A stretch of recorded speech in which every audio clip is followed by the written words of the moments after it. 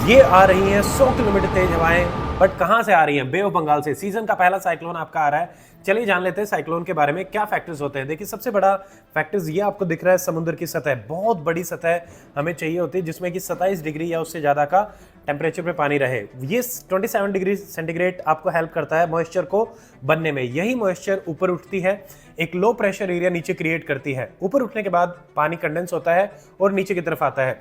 Cyclone का जो बीच का एरिया होता है उसको हम बोलते हैं आई, जो कि एक लो प्रेशर एरिया होता है। आई के चारों तरफ मान सकते हैं, उसको हम बोलते हैं आई वॉल।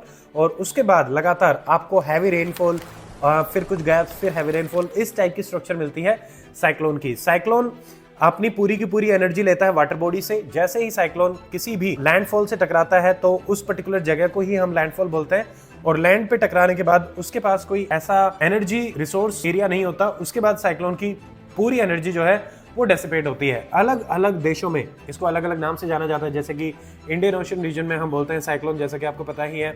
चाइना में हम बोलते हैं इसको टाइफून के नाम से। अमेरिका में हरिकेन के नाम से जाना जाता है। ऑस्ट्रेलिया में विली विली के नाम से जाना जाता है। अब अगर हम देखें कि साइक्लोन की नेमिंग का क्या प्रोसेस होता है, तो ये रीजनल वेरी करता है। ये सवाल यूपीएससी मेंस में भी आया हुआ है, तो इसके लिए आप जान लेते हैं। देखिए, ग्लोबल लेवल पे जो इसको गवर्न करती है वो है वर्ल्ड मेट्रोलॉजिकल ऑर्गेनाइजेशन। और रीजनल लेवल पे हमारे पास इंस्टीट्यूशंस होते हैं जिनको हम बोलते हैं RSMC, regional specialised meteorological centre.